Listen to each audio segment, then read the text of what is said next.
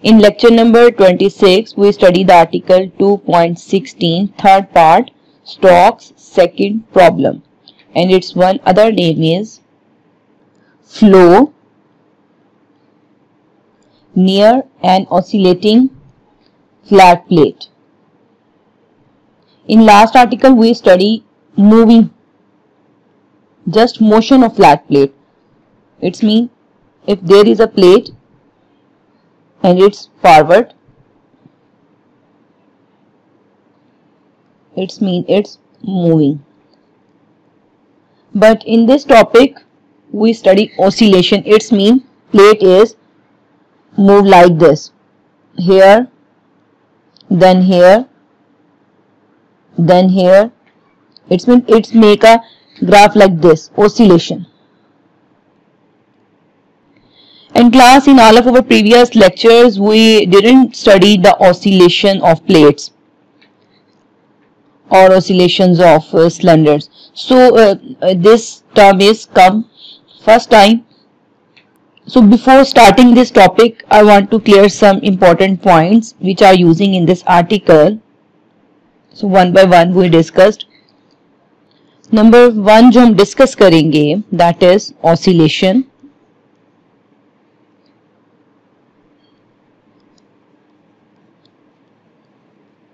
In class, when we are talking about oscillation, then suddenly the function of cos theta and sin theta graphs are come in your eyes, in front of you. I draw the graph of cos theta. If you recall your memory, you write here this is 0, then and pi by 2, pi, this is if x-axis and this is if y-axis, and I am taking angles along x-axis, and here is value 1 and here is value -1. Then graph of cos theta start from here, because at cos 0 value is 1 and at pi by 2 it is 0. And then -1, and then again this, and then again this. This is the graph which we draw many times in our math subjects, and in the same way you can draw here for sin theta, but at sin theta where 2 pi and 2 pi, it starts from here and then like this and move on, and this show the oscillation of something, and this also show the oscillations up and down. So when our article involve the word oscillation, so it's mean we are dealing with cos theta, sin theta. I mean to say, अगर आप oscillation को deal करें तो आपको नजर आएगा उसके अंदर cos थीटा का फंक्शन, sin थीटा का फंक्शन, ठीक है। एक तो ये oscillation से रिलेटेड क्लियर हो गया। नेक्स्ट जो है मैं आपको बता रही हूँ कि हमारे पास आपको क्लियर होना चाहिए कि रियल पार्ट क्या है और इमेजिनरी पार्ट क्या है। किसी एक एक्सप्रेशन को अगर मैं लिखूं, फॉर एग्जांपल मैं सिंपल सा एक्सप्रेशन लिखती हूँ x प्लस आयोटा y, ये कम्प्लेक्स नंबर में आपने स्टडी किया हुआ है। तो अगर इसमें पूछूं कि अगर इसको मैं कहूँ ये z के इक्वल है और पूछूं इसमें रियल पार्ट क्या है, तो आपको पता होना चाहिए x is the real part and y is the imaginary part. In the same way अगर मैं आपसे बोलूं cos theta plus iota sin theta, so this is the real part and this is the imaginary part. तो इसका भी आपको concept होना चाहिए, रियल पार्ट कौन सा है, इमेजिनरी पार्ट कौन सा है। और अगर हम यहाँ पे आयोटा की वैल्यू को लें तो आपको पता है कि आयोटा को हम इस तरीके से भी लिख सकते हैं। देखें अगर मैं यहाँ पे लिखूं इसे cos pi by 2 plus iota sin pi by 2. How can I write it like this? Because here pi by 2 is 90 and cos 90 is equal to 0 plus iota and sin 90 is equal to 1. it's become again iota. So iota can also be written in this way. ये चीज भी clear हो गई। और next है कि अगर हम आयोटा को इस तरीके से लिख सकते हैं, ठीक है, then we can also write iota in the periodic form like this, cos pi by 2 plus 2m pi। ये इसका पीरियड, हम इसको स्कैट करके इसके साथ भी लिख सकते हैं iota sin pi by 2 plus 2m pi। इससे कोई हमारे पास फर्क नहीं पड़ता, आयोटा को ऐसे लिखें हम, इस तरह से लिखें या इस तरह से उसकी पीरियोडिक फॉर्म में लिखें। ये चीज क्लियर हो गई। नेक्स्ट आप लोगों ने पढ़ा हुआ है डी मॉर्विस थ्योरम। वो किस तरह से होता है डी मॉर्विस थ्योरम? अगर आपके पास एक्सप्रेशन लिखा हुआ है cos theta plus iota sin theta and you are taking its power, then you can write by opening the de Moivre's theorem cos n theta plus iota sin n theta, then its power become with the angle। हम de Moivre's theorem में अगर जरूरी नहीं है सिर्फ power n ही, यहाँ पे आप कोई भी वैल्यू लें तो वो एंगल के साथ आके मल्टीप्लाई हो जाएगी। इस तरह से हम de Moivre's theorem को ओपन करते हैं। ये भी आप लोगों ने पहले स्टडी किया हुआ है। And last concept is about roots of an equation. अगर आपके पास इक्वेशन इस फॉर्म में लिखी हुई है, फॉर एग्जांपल इक्वेशन ले लेते हैं, जैसे कि आपके पास ये लिखी हुई है, t फंक्शन की जगह हम f यूज कर लेते हैं क्योंकि हमने यहाँ पे f ही कंसिडर करना है। फॉर एग्जांपल अगर आपके पास इक्वेशन इस फॉर्म में आई हुई है,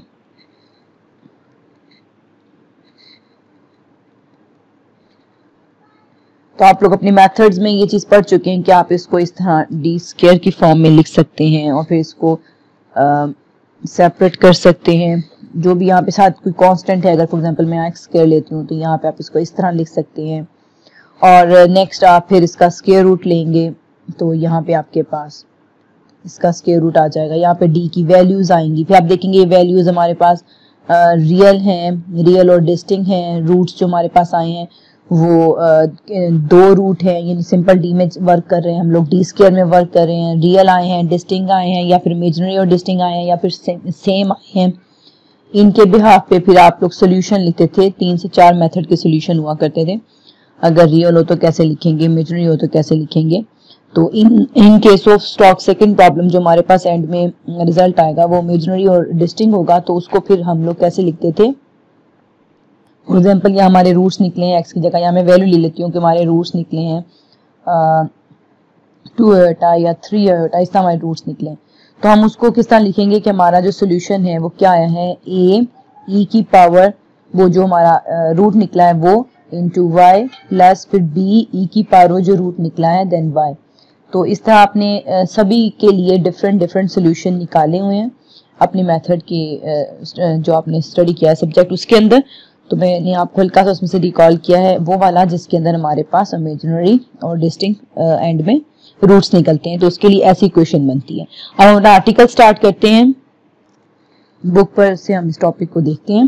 ये देखें third article, flow near an oscillating flat plate Stokes second problem, इसको हम कहते हैं। We now consider the case in which the plate oscillates with constant amplitude in its own plane so that u is equal to u naught cos nt। क्योंकि oscillation है तो जो हमारा function है वो हम किस में लेंगे, u naught cos nt में भी ले सकते हैं, u naught sin nt में भी ले सकते हैं। For all t on y is equal to 0 and u infinity, यानी जब उसकी पोजीशन में y है उसको इन्फिनिटी पे ले गए तो वो 0। जब हमारे पास y 0 है तो ये वैल्यू है u की, और जब हमारे पास y इन्फिनिटी है तो इस केस में हमारे पास जो u होगा वो 0 हो जाएगा। ठीक है, ये दोबारा पॉइंट क्लियर कर रही हूँ कि जब y 0 है, ठीक है, तो हमारा u की वैल्यू ये है u नॉट cos nt, और जब हमारा y इन्फिनिटी पे चला गया है तो u की वैल्यू हमारे पास 0 हो जाती है। इन्फिनिटी पे वेलोसिटी 0 हो रही है, जबकि y 0 पर स्टार्ट में हमारी जो उसकी वेलोसिटी है वो u नॉट cos nt हो रही है। ये स्टार्ट में जो लाइन लिखी है व्हाट इज दिस, ये टॉपिक यहाँ से क्यों स्टार्ट किया गया। जो प्रीवियस थिंग्स हैं जिसमें हमने तमाम डाटा कलेक्ट किया वो सेम टू सेम लेंगे, जैसे कि हमने स्टॉक्स फर्स्ट प्रॉब्लम में लेंगे कि आप लोग इसके अंदर वही कंडीशन लेंगे कि ये इनकम्प्रेसिबल है, विस्कस है, और उसी वे पे हम लोग उस तमाम डाटा को जो है नेवी स्टॉक इक्वेशंस के अंदर पुट करेंगे और हमारे पास ये इक्वेशन नंबर 1 हमें मिल जाएगी। लेकिन हमारे पास इस प्रॉब्लम का उस प्रॉब्लम से डिफरेंस क्या है, फर्स्ट स्टोक्स प्रॉब्लम को सेकंड स्टोक प्रॉब्लम से आप डिफरेंशिएट कैसे कर सकते हैं, डिफरेंस कैसे कर सकते हैं कि उसमें प्लेट जो है मूव कर रही है जिसकी वजह से जो है बाउंड्री कंडीशन डिफरेंट है, इसमें प्लेट जो है वो ऑसिलेट कर रही है जिसकी वजह से बाउंड्री कंडीशन जो है वो यहाँ पर नजर आ रही है डिफरेंट है। और ये बाउंड्री कंडीशन के अंदर जो हमारे कॉज एंटी नजर आ रहा है वो इसीलिए है कि इसके अंदर ऑसिलेशन है। तो अभी हमारे पास प्रॉब्लम क्या बन गया कि हमने उसी इक्वेशन को सॉल्व करना है जो हमारे पास पहले थी, लेकिन बाउंड्री कंडीशन चेंज कर देनी है। इन बाउंड्री कंडीशंस के साथ हम अपने क्वेश्चन को आगे लेके मूव करेंगे।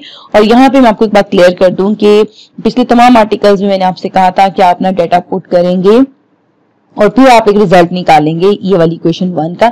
तो इसके अंदर आप अगर पेपर में ये आर्टिकल आपको नजर आता है तो you can directly right the equation number 1 just by saying that put the data required data in the Navier-Stokes equation, then we get the this equation 1. You can just simply write in the Stokes first problem also write this equation, and in Stokes second problem also write this equation only, not write the full Navier-Stokes equation and again put the values. Okay, then आप अगर moving के लिए कर रहे हैं तो पीछे वाली अपनी बाउंड्री कंडीशंस लेंगे, और अगर ऑसिलेटिंग के लिए कर रहे हैं तो ये वाली इक्वेशंस लेंगे, बाउंड्री कंडीशंस, सॉरी ये वाली बाउंड्री कंडीशंस लेंगे। अब इन बाउंड्री कंडीशंस के साथ हमने वहां पर उन बाउंड्री कंडीशंस के साथ एक फंक्शन चूज किया था, और जिससे हमने जब उसको यूज किया था तो हमारी जो इक्वेशन थी, इक्वेशन 1 ये हमारे पास पीडीज में थी, इसको हमने ओडीज में कन्वर्ट कर लिया था। तो यहाँ पर भी हम जब ये करने के लिए जो फंक्शन लेंगे वो फंक्शन उस फंक्शन से डिफरेंट होगा। उस फंक्शन की वैल्यू हमने ली थी वहां पर u नॉट एफ ईटा, मैं आपको शो करवाती हूँ।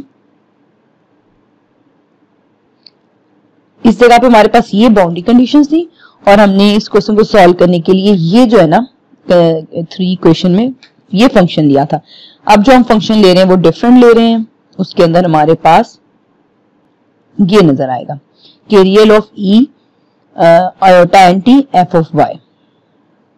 इसके साथ हम आगे चलते हैं, बट मेथड सेम वही होगा। हम क्या करेंगे, इस फंक्शन को एक दफा टी के रिस्पेक्ट जो है उसका हम लेंगे पार्शियल डेरिवेटिव, और एक दफा हम उसका वाई के रिस्पेक्ट लेंगे, बल्कि वाई के रिस्पेक्ट 2 टाइम्स लेंगे, लेकर फिर जो हमारे पास आंसर आएगा उसको हम यहाँ पर पुट कर देंगे। तो आप देखें कि जब आपने इसका with respect to partial u और पार्शियल टी लिया इस फंक्शन का, तो वो हमारे पास क्या आ जाएगा, ई आयोटा एन टी वैसे इंटू इसका डेरिवेटिव जो ई की पावर में है वो है आयोटा एन टी, तो हमारे पास आ जाएगा आयोटा एन और साथ में एफ ऑफ वाई वैसे। इसी तरह जब हम लेंगे double derivative first time with respect to y, जब हम लेंगे तो हमारे पास क्या आ जाएगा, न्यू वैसे ही, सॉरी न्यू तो है ही नहीं, हमारा फंक्शन है real of e iota n t f of y this. तो इसका जब वाई के रिस्पेक्ट लेंगे तो आ जाएगा ई आयोटा एन टी वैसे, तो इसका आ जाएगा एफ डैश वाई। वाई के रिस्पेक्ट ले रहे हैं तो हम इसको इस तरह में लिख सकते हैं e iota n t d f over d y, और नेक्स्ट में वन मोर टाइम जब इसको करेंगे तो आ जाएगा partial square u partial y square is equal to e iota n t d square f over d Y square. अब ये दोनों आंसर जो हमारे partial square u partial y square का आया है और जो पार्शियल u और पार्शियल t का आया है, इसको हम अपनी इक्वेशन नंबर 1 में पुट कर देंगे जो हमारे पास ये है। तो हमारे पास आ जाएगी equation iota n e iota n t f of y is equal to nu d square f over d Y square इसके साथ भी हमारे पास क्या आया था, ई आयोटा एन टी। अब बोथ साइड पे हमारे पास ई आयोटा एन टी है, वो कट हो जाएगा, और अगर ये न्यू में आयोटा एन के पास ले जाऊं तो मेरे पास इक्वेशन बच जाएगी d square F D Y square is equal to iota n over nu. Next step में इसको मैं डी स्क्वायर की फॉर्म में भी लेके जा सकती हूँ, सॉरी यहाँ पे एफ भी बचता है, एफ आयोटा एन एफ, और ये न्यू इसके पास आ गया, ये इक्वेशन आ गई। अब नेक्स्ट में मैं इसको लिख सकती हूँ D square F D Y square is equal to, sorry is equal to नहीं, minus iota N nu F is equal to 0। तो इसको हम अब डी वाली फॉर्म में लिख सकते हैं। क्या बन जाएगा ये हमारे पास, ये इस तरह आ जाएगा d square minus iota N nu is equal to 0। तो यहां से हम डी स्क्वायर को सेपरेट कर सकते हैं, तो हमारे पास आ जाएगा d square is equal to iota N nu. तो हमें यहाँ पर सिंपल डी निकालने के लिए क्या करना होगा, d is equal to square root of iota N new.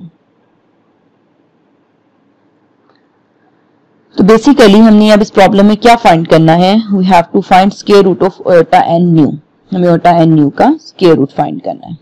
Class आप देख सकते हैं अभी तक जब से हमने क्वेश्चन स्टार्ट किया है, हमारे क्वेश्चन में अभी तक कोई कॉज या साइन की वजह से फर्क नहीं पड़ा, और वो फर्क पड़ेगा भी नहीं। आपके पास चाहे आपको फंक्शन दे दिया जाए कॉज एन टी की जगह साइन एन टी, तो सेम इन्हीं लाइंस पे आप लोग अपनी पूरी प्रॉब्लम को सॉल्व करके एंड में जहां पे जब हम फंक्शन का आंसर निकालेंगे ना, यू वाई टी का मतलब ये हमारे पास वेलोसिटी डिस्ट्रीब्यूशन आया, ये हमारे पास रिजल्ट आया, वहां पे अगर हमारे पास कॉज एन टी होगा, ये इंपॉर्टेंट पॉइंट है, इसको नोट कर लें कि जब आप लास्ट में अपना सारा सॉल्व कर लेंगे और आपके पास u का कोई आंसर आ जाएगा, u वाई टी का, हमारे पास यहाँ पे कोई वेलोसिटी आ जाएगी u की, तो उसमें इन द एंड अगर आप इसके ऊपर रियल अप्लाई करेंगे तो वो तब अप्लाई करेंगे जब आपके पास ये फंक्शन कॉस का दिया होगा शुरू में, कि आप कॉस का फंक्शन लेके ऑसिलेशन कर रहे हैं।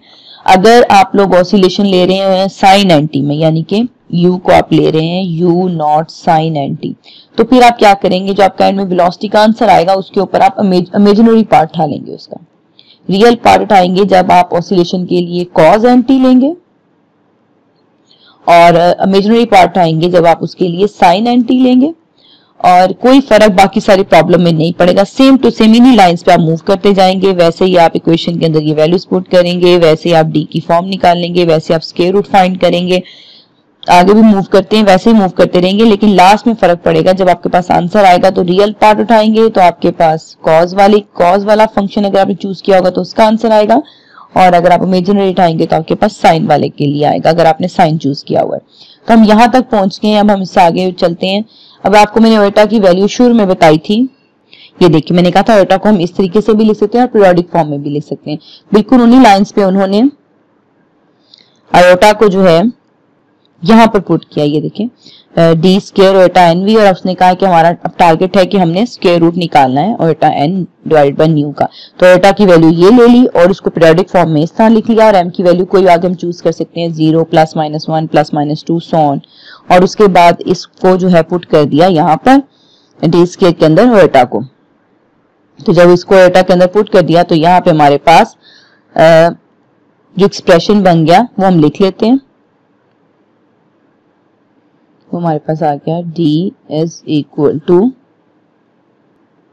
Under root iota n over nu, इसके अंदर आयोटा की वैल्यू पुट कर ली तो ये हमारे पास बन जाएगा अंडर रूट को अगर मैं ऐसे 1/2 की फॉर्म में ले जाऊं तो यहाँ बन जाएगा आयोटा की value cos π/2 plus 2m pi plus iota sine π/2 plus 2m pi bracket close, और अंडर रूट के अंदर हमारे पास है n ओवर न्यू, और इसके अंडर रूट को मैंने ऐसे 1/2 की फॉर्म में लिख लिया। अब डी मॉर्गन्स थ्योरम से क्या होगा, ये 1/2 जो एंगल के साथ मल्टीप्लाई हो जाएगा, जब एंगल से मल्टीप्लाई होगा तो यहाँ पर 1/2 से मल्टीप्लाई होगा तो ये π/4 हो जाएगा, ये 2 कट जाएगा, तो हमारे पास डी का आंसर क्या बच जाएगा, cos π/4 plus m pi plus iota sine π/4 plus m pi, और साथ में वैसे ही हमारे पास n ओवर न्यू। अब यहाँ पर जो है m की डिफरेंट वैल्यूज के लिए d की वैल्यू निकालते रहते हैं। एक दफा हम m को 0 ले लेते हैं, एक दफा हम m को 1 ले लेते हैं, और इसको इसके अंदर पुट करके d की वैल्यू निकालते हैं। अगर मैं m को 0 पुट कर देती हूँ यहाँ पर तो एक्सप्रेशन कन्वर्ट हो जाएगा, d is equal to cos π/4 plus iota sine π/4 under root n over nu, और cos π/4 आपको पता है किसके इक्वल होता है, 1 ओवर अंडर रूट 2 के, तो यहाँ आ जाएगा 1 over under root 2 plus iota sine π/4 भी हमारे पास इसके इक्वल होता है 1 डिवाइडेड बाय अंडर रूट 2 के, यहाँ पे आ जाएगा n ओवर न्यू। नेक्स्ट जो है इसको हम 1 ओवर अंडर रूट 2 को अगर कॉमन ले लें तो अंदर बच जाएगा 1 प्लस आयोटा, और अंडर रूट 2 को इसके साथ अंदर ले जाते हैं तो ये बन जाएगा n ओवर 2 न्यू। तो ये हमारे पास एट 0 पे निकालिए, यानी कि दो हम अपनी वैल्यूज निकाल लेते हैं d के लिए, एक d1 के लिए निकाल लेते हैं, एक d2 नियम दे लेते हैं, और ये हम 1 पे निकालते हैं। जब मैं यहाँ 1 पुट कर दूंगी इस वाले एक्सप्रेशन में तो यहाँ पर हमारे पास जगह π/4 पाई से मिलकर क्या बन जाएगा, जब हम इसका एलसीएम लेंगे तो ये बन जाएगा हमारे पास 5 π/4, तो हमारे पास आ जाएगा cos 5 π/4 प्लस आयोटा साइन 5 π/4, और बाहर बिल्कुल वैसे ही under root n over nu, तो ये एक्सप्रेशन आ जाएगा। इस पे हमारे पास cos π/4 पे वैल्यू होती है 1 ओवर अंडर रूट 2 माइनस का प्लस आयोटा, और ये भी माइनस 1 ओवर अंडर रूट 2, ये साथ वैसे ही आ जाएगा n ओवर न्यू। इसमें से भी 1 ओवर अंडर रूट 2 कॉमन ले लेंगे और माइनस को भी बाहर कॉमन ले लेंगे, तो अंदर रिजल्ट हमारे पास बचेगा minus 1 plus iota n over 2 new. तो ये हमारे पास एक दफा यही आंसर प्लस के साथ और एक दफा ये आंसर माइनस के साथ आ गया, तो हमारे पास रूट्स निकल गए। डी के दो आंसर निकालिए हमने, एक d1 रूट निकाला, एक d2 रूट निकाला। तो अब हमारा सोल्यूशन क्या बन जाएगा, मैंने आपको शुरू में बताया था जब हम रूट्स ऐसे निकालते हैं हमारा सोल्यूशन फॉर इमेजिनरी और डिफरेंट के लिए क्या आंसर बनता है। ये देखिए, ये मैंने आपसे कहा था ऐसा सोल्यूशन आएगा, एफ ऑफ वाई ए ई की पावर में वो हमारा रूट आएगा और फिर बी ई की पावर में वो हमारा रूट आएगा। इस तरह से हमारे पास ये सोल्यूशन बन जाएगा, एफ ऑफ वाई ए ई की पावर में जो पहला रूट आया था वो लिखते हैं। हमारा क्या रूट निकला था पहला, 1 plus iota n over 2 new y, ठीक है, प्लस b ई की पावर में हमारा दूसरा रूट क्या निकला था, 1 plus iota n over 2 new y। अब पिछले क्वेश्चन की तरह हमने क्या करना है, बाउंड्री कंडीशन लगाकर a और b की वैल्यू निकालनी है और फिर एंड में हमारे पास वेलोसिटी निकल जाएगी। यानी इसको मैं दिखाती हूँ आपको बुक पे भी, ये देखें m की डिफरेंट वैल्यूज के लिए वो निकालना, उनके भी वो d के रिजल्ट आया, ये आया, फिर d2 का रिजल्ट ये आया। नेक्स्ट सोल्यूशन को इस तरह से लिख दिया। अब ये जो सोल्यूशन हमने f ऑफ y का निकाला है, ये हमने जो शुरू में एक फंक्शन सपोज किया था, ये फंक्शन ये देखें u is u y t real of e iota n t f of y, यहाँ पे हम अपना ये पुट कर देंगे तो हमारे पास u आएगा। ये इसमें पुट करने के बाद फिर हम ए और बी की जो अननोन है वैल्यूज फाइंड करेंगे और उसके लिए जो हम बाउंड्री कंडीशंस यूज करेंगे। बाउंड्री कंडीशन यहाँ लिख लेते हैं, और एफ ऑफ वाई की वैल्यू भी इसमें डाल देते हैं। ये आपको यहां से दिखाती हूँ कि एक हमने पहले भी क्वेश्चन किया था जिसमें हमने कहा था कि अगर हम अपने एक्सप्रेशन में जहां पे हमने ए और बी की वैल्यू निकालनी है, अगर हम एक बाउंड्री कंडीशन यूज करें जो कि दी हुई है कि अगर हमारा y इन्फिनिटी होता है तो वेलोसिटी 0 हो जाती है। तो जब हम इसके अंदर अपने y को इन्फिनिटी पुट करते हैं तो ये e की पावर में इन्फिनिटी, ये पूरा इन्फिनिटी हो जाता है, और जब a इन्फिनिटी से मल्टीप्लाई होता है तो ये एक्सप्रेशन इन्फिनिटी हो जाता है। इट्स मीन कि हमारी जो यहाँ पर वेलोसिटी है u वो पूरा इन्फिनिटी साइन में चली जाती है, तो ऐसा पॉसिबल नहीं है। तो इस चीज से अवॉइड करने के लिए फिर हम क्या कहते थे, जो हमने e के साइड पे ये फंक्शन जो इन्फिनिटी में जा रहा है, ये इन्फिनिटी में ना जाए, हम a को 0 कर लेते हैं। तो बिल्कुल उन्हीं लाइंस पे हम यहाँ पे भी अपनी बाउंड्री कंडीशंस को यूज करेंगे, लेकिन हम यहाँ पे कहेंगे कि रिजल्ट जो हमारा इसको पुट करने से आता है वो इन्फिनिटी हो जाता है, तो ऐसा पॉसिबल नहीं है। तो फिर हम a को 0 ले लेंगे और फिर b के लिए वर्क करेंगे।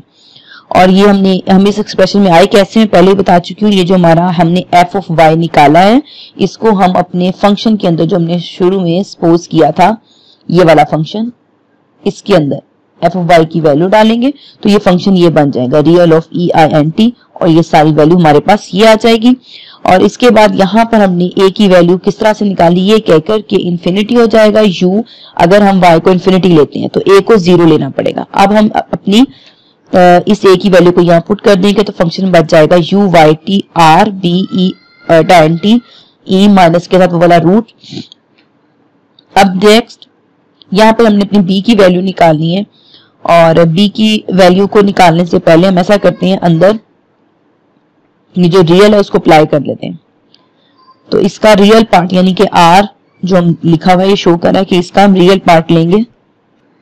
बुक में जो है क्लास उन्होंने रियल अप्लाई करने से पहले ये जो n over 2 nu under root है उसको k के इक्वल सपोज किया, जस्ट एक्सप्रेशन को जरा शॉर्ट फॉर्म में लिखने के लिए। अगर आप करना चाहें तो आप कर सकते हैं, नहीं करना चाहें तो आप डायरेक्ट ही इसका रियल ले सकते हैं। तो जब हम इसका रियल पार्ट लेंगे तो मैंने यहाँ पे समझे ये पुट कर दिया है k, तो ये इसका जो वैल्यू है वो आ जाएगी ky, और यहाँ पे इस सारे की जगह हम लोग जो है इसको इधर k लिख देंगे तो nt माइनस ky आ जाएगा। अब यहाँ पे हमारे पास जब रियल अप्लाई करना है तो पहले हमें e iota nt minus ky को ओपन करना होगा। तो आपको ये लिखना आता है कॉस थीटा की फॉर्म में। तो ये कैसे आएगा, आप कैसे लिखते हैं, e आयोटा थीटा को हम ऐसे लिख सकते हैं ना कि cos theta plus iota sine theta. तो इसी तरह उन्होंने भी इसको कैसे लिखा है, यहाँ पे e आयोटा जो अंदर वैल्यू है वो क्या है हमारे पास n t minus k y, तो इसे खोल के उन्होंने लिखा है cos n t minus k y plus iota sine n t minus k y. तो इसको जब ओपन करके लिखा तो ये रिजल्ट आ गया, और जब इसमें रियल अप्लाई किया तो b वैसे ही बाहर, e माइनस के वाई वैसे ही बाहर, क्योंकि इनके पास कहीं पे आयोटा नहीं है, और अंदर इस एक्सप्रेशन में और इस एक्सप्रेशन में इसके पास आयोटा है साइन वाले के पास, तो ये स्किप हो जाएगा। तो रियल में सिर्फ हम क्या cos nt minus k Y ले लेंगे। यही वो स्टेप है जो स्टार्ट में आपको बता रही थी कि अगर हमने cos nt की जगह sin nt ऑसिलेशन ली होती, सॉरी साइन के फंक्शन में हमने ऑसिलेशन ली होती, तो हमारे पास यहाँ पे साइन चल रहा होता। क्यों, क्योंकि हम जब इसका रियल की बजाय इमेजिनरी लेते तो कॉस कट के हम रियल पार्ट काट के साइन वाला पार्ट लेते हैं, ठीक है। तो वैसे पूरा क्वेश्चन सेम ही बनता है कॉस एंटी और साइन एंटी के लिए।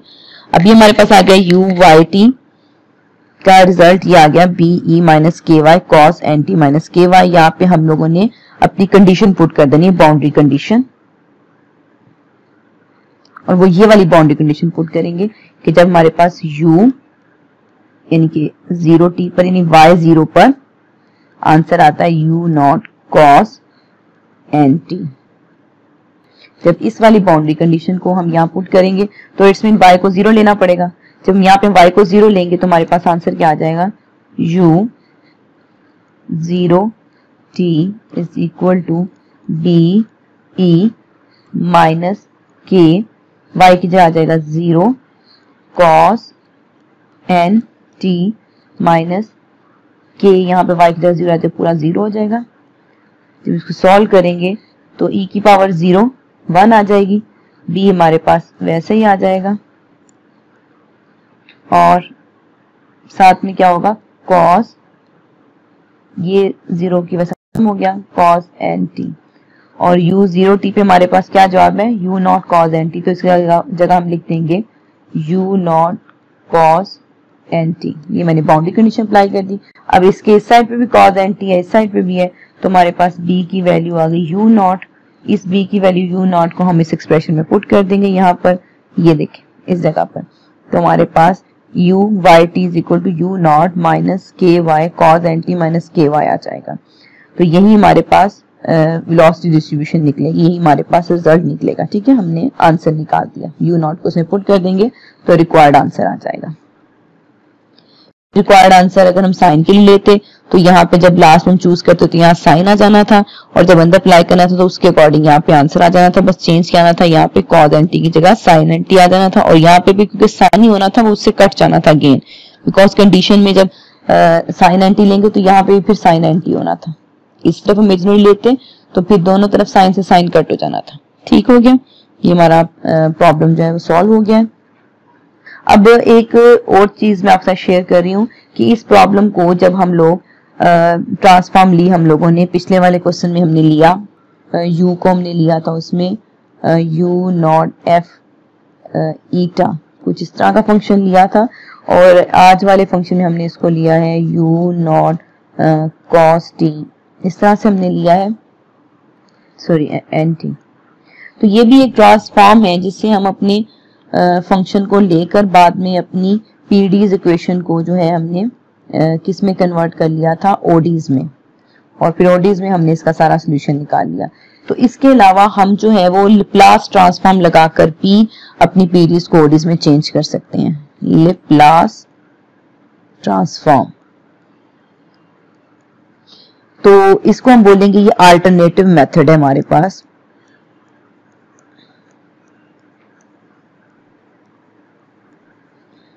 किस चीज का अल्टरनेटिव मेथड है, पीडीज को ओडीज में कन्वर्ट करने का। एक तो हमने ये फंक्शन चूज किए, इनको यूज करके ट्रांसफॉर्म करके अपनी पीडीज को ओडीज में लिखेंगे। एक हमारे पास टेक्निक है लैप्लास ट्रांसफॉर्म, जो कि इंटीग्रल टेक्निक होती है, जिसमें हम अपने फंक्शन को जो है उस पर उसको अप्लाई करके पीडी से ओडीज में कन्वर्ट कर लेते हैं। इसका बेनिफिट हमें क्या होता है लैप्लास ट्रांसफॉर्म को अप्लाई करने का, वो और इसको हम अपने टॉपिक पे कैसे अप्लाई करेंगे ये मैं आपसे नेक्स्ट लेक्चर में डिस्कस करती हूँ। Thank you.